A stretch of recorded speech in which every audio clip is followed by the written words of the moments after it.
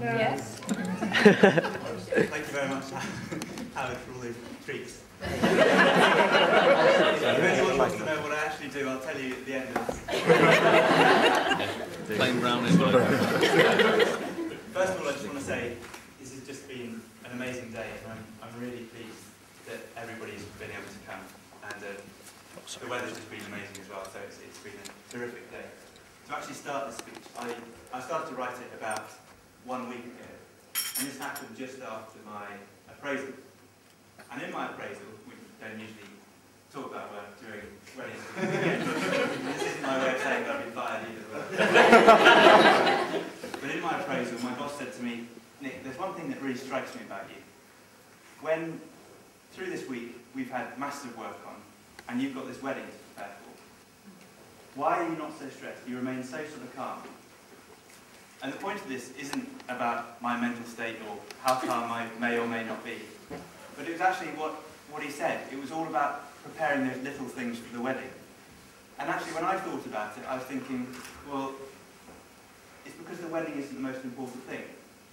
Sure, it's a great occasion to bring everyone together and have a great party. But actually, the most important thing is about getting married. And in getting married, the most important thing is to make sure you're marrying the right person. And the fact that I'm marrying the girl that I love means that I'm not worried at all. So I had nothing to worry about, and that's why I was tasked. Laura looked absolutely beautiful. And I've been wanting to marry you for a long, long time. You may all now cry.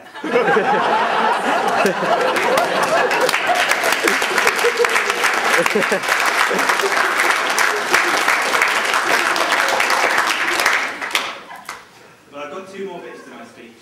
And the first one is about thanking everybody. And I want to first start by thanking Ruth and Howard for welcoming me into your family, which just feels like an extension of my own. So that's pretty fantastic, really. Ruth, I don't know if I'm allowed to say this, but I think you look absolutely gorgeous today.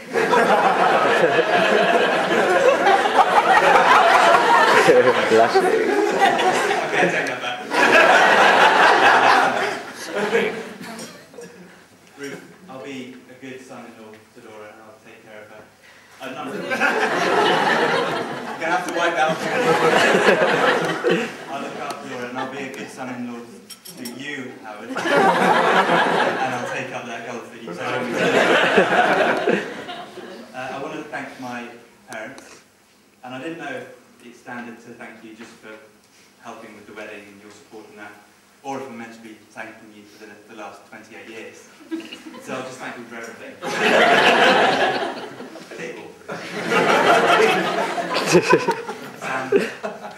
Sam's my best man, and you've done a few things. One is putting up with me talking about Laura for the last few years while we were living together. So thank you for that.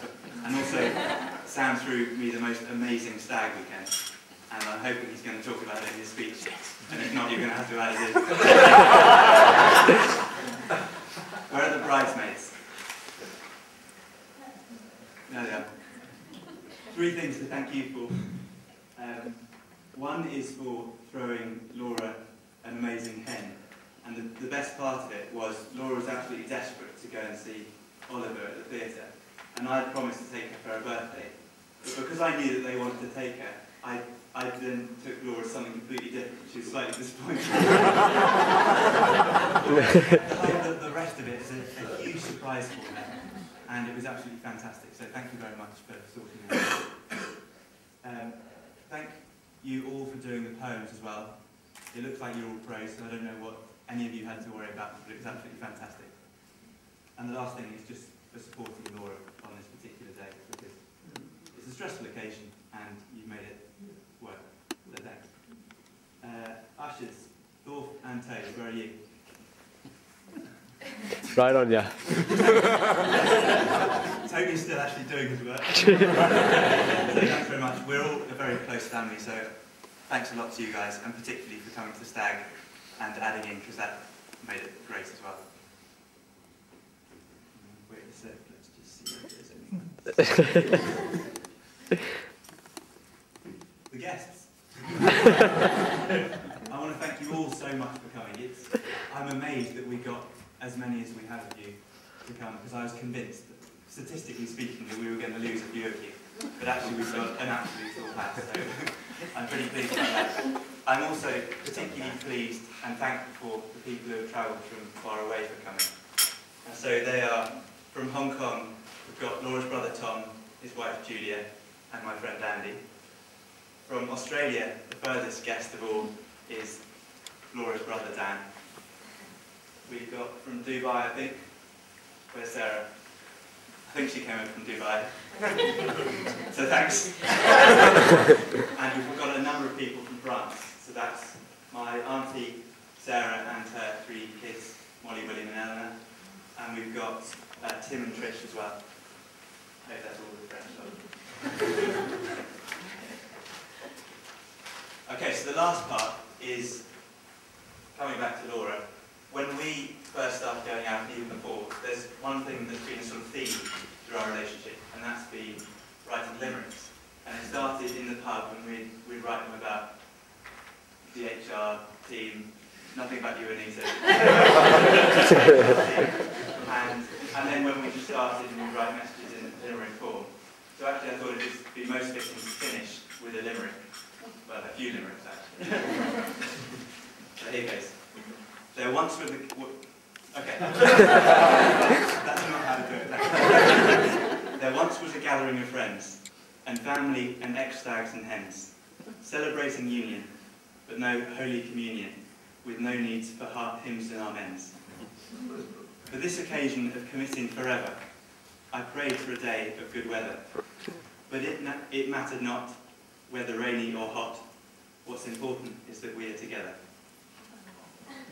There's that saying of trouble and strife, but I couldn't have wished for more in a wife.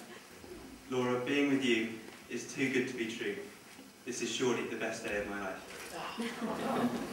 Now let me say more on the guests, attending in full, more or less.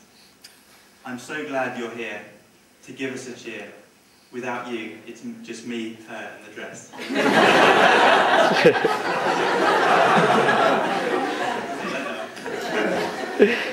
I'm going to pluck one name from the air, a friend to thank from us as a pair.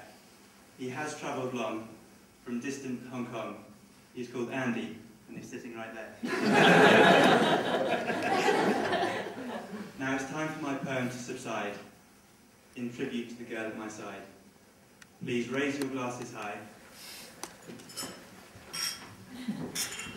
full of champers extra dry, and join me in toasting the bride.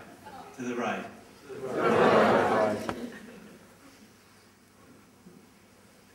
That's it.